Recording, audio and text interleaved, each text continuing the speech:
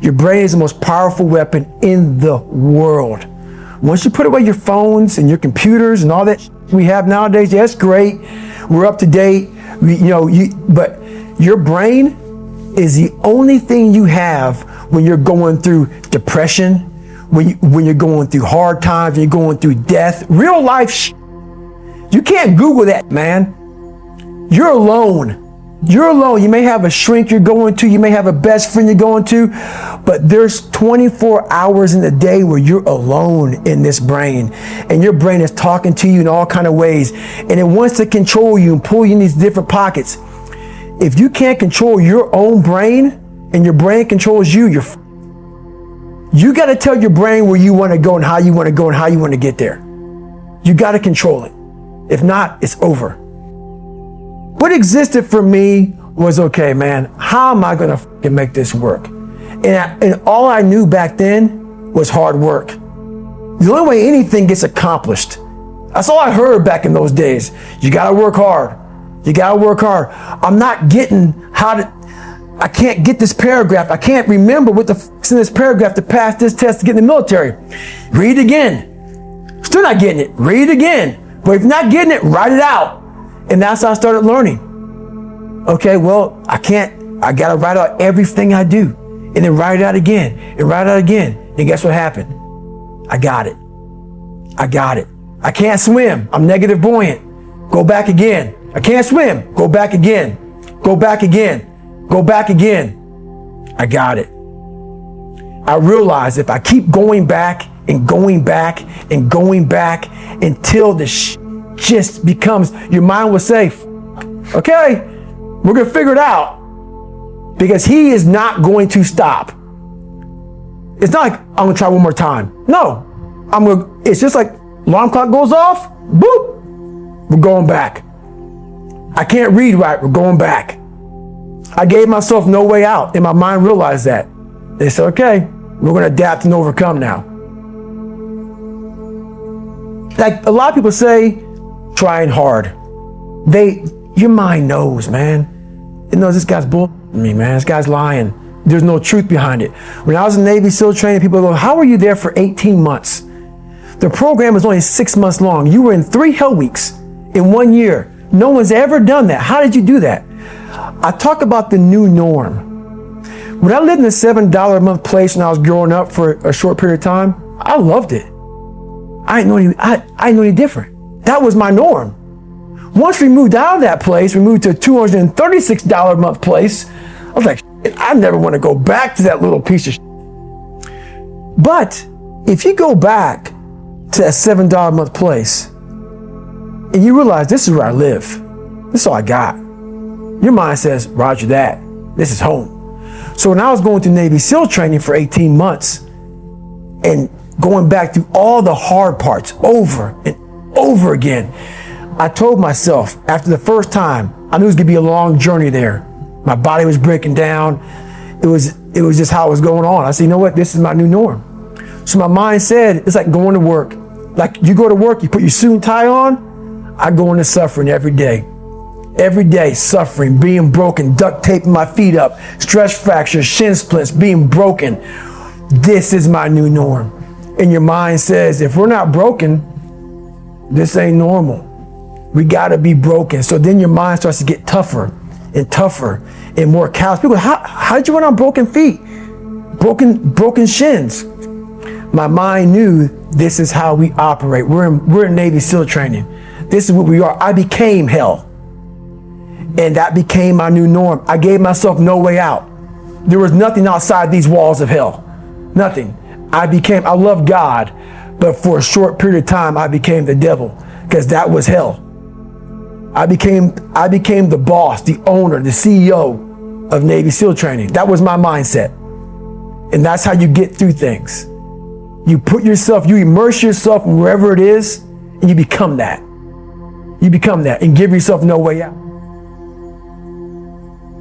When I was 297 pounds and I was fat as hell trying to be a Navy SEAL, the scariest thing in the world to me, even to this day, was that could have been the rest of my life. I thought then I was trying hard. That's the scariest thing in the world. I thought then 297 pound, working for Ecolab, spraying for cockroaches, making $1,000 a month. I thought that was me at my 100% potential. Come to find out, a few years later, I wasn't anywhere near that. 106 pounds less, graduated Navy SEAL training, went on to do all these other things. Looking back on that, that was me trying hard. That's why people gotta understand, what is in us, we have no idea until we start trying hard. And I mean really trying hard, where you're obsessed with, hey, this is my new norm. My new norm is that, wow, this isn't always fun. It's not always meant to be fun. And that's when you know you're trying hard. People hear my story and think this guy is sadistic. I realize how the brain works. I figured out how the brain works. I'm a scared kid, and that's what gives me so much power. I had no foundation, and I built this off of just researching the mind. The feeling you get is basically invincibility. You realize that you can't do it all the time.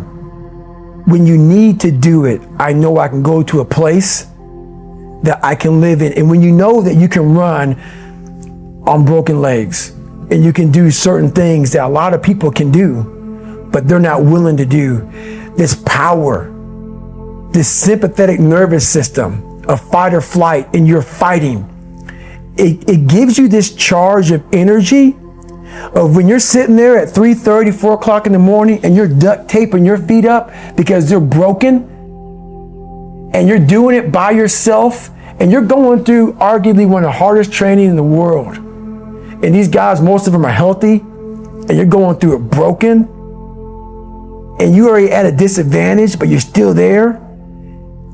You can feed into that and tap into that for a lot of power. But if you look at it, well, I'm broken, man. I'm not going to make it. But if you look at it as, man, I'm broken and I'm still here, and I'm fighting, and I'm going to find a way to get through this because I have no other place to go. It gives you a lot of power. When things start to suck really, really bad, my brain and a lot of people's brain, they don't go to your dad beating you up. Your brain says, we gotta get the out of here. This is miserable. So anger goes away a lot of times when you're suffering, because your brain just says, we gotta run, we gotta go. So that anger is not popping up saying, oh, I'm gonna show them, I'm gonna show those people. No, there has to be a much deeper, and when I say deeper, it has to be down to mineral soil.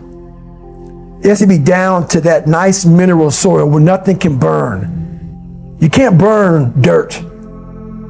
So it has to be down that low, that literally is something in you that's at the core of your soul. But you don't find it unless you spend a lot of time with what you want to be in life. I can't give that to you. Right. You can't give it to somebody. When you find your true passion in life, and my passion for me, when like, oh, I want to be, now I don't give a Navy SEALs, Army, I don't give a shit. I want to serve my country. I want to be someone that I'm proud of. I want to look at myself in the mirror because I was so disappointed. That accountability mirror I talk about, I was so disappointed in what I saw every day. I wanted everybody to love David Goggins. And a lot of people did. I didn't love myself. But I knew a lot of us want to find peace first.